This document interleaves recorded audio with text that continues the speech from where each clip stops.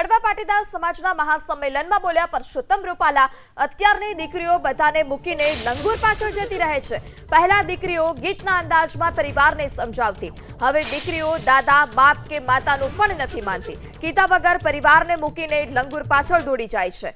માતા દીકરીઓ વચ્ચેનો સંવાદ ઘટ્યો છે। માતાઓ અને દીકરીઓ વચ્ચેની જે નજીકતા હોવી જોઈએ તે નજીકતા પણ અત્યારે નથી જોવા મળતી। દીકરા દીકરી વચ્ચે પરિવારમાં સંવાદનું વાતાવરણ વધે તેવા પ્રયાસ થાય। ચિંતન કરજો, નહીં તો પ્રાણીઓ જેવી સ્થિતિ બનશે।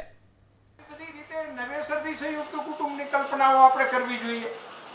એ સંયુક્ત કુટુંબની દિશામાં એ બાળકોની અંદર ઘડતર કરવા માટે સંયુક્ત કુટુંબ બહુ જરૂરી છે। દીકરીઓનો ઉછેર ખાસ કરીને સંયુક્ત કુટુંબમાં જે થતો હતો એ વાડની વચ્ચે વેલો વધી જતો હતો અને ભણાવવા જેવડા થઈ જાય દીકરીઓ તો ઘરના મા બાપને ખબર નહોતી પડતી એ સંયુક્ત કુટુંબમાં થાય। હવે તો આપણે જ દીકરીઓની એકલી પાડી દીધી, પરિવારે જ એની એકલી પાડી દીધી અને ઉપરાંત એને બધી સગવડ આપી ફોનની, અને પછી 400 મહિને સમાચાર આવે કે કાલ બપોરથી ફોન નથી લાગતો। એ હવે નથી લાગવાનો,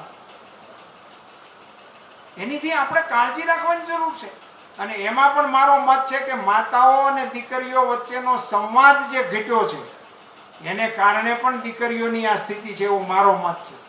થોડોક સમય આપો, દીકરીઓ સાથે નજીકતા હોવી જોઈએ। દીકરીના મનમાં કોઈ વિષય વિચાર આવે તો એ મા સામે ખુલીને કહી શકે એવી સ્થિતિ હોવી જોઈએ। દીકરીઓ ગાતા ગાતા આપણને કહેતી હતી, દાદા એક તો એવો વરના ગોતજો દાદાજી, દાદા હો દીકરી વાગડમાંના દેજો રે સહી।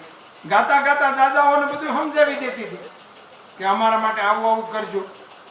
હાલતો તો આપણો વ્યવહાર હાઈ ક્લાસ। હવે એ દાદાને નથી કહેતા, બાપાને નથી કહેતા, માને નથી કહેતા, અને બધાને મૂકી અને લંગૂરની પાછળ બી આ વિષયને ગંભીરતાપૂર્વક આપણા સમાજે લેવાની આવશ્યકતા છે।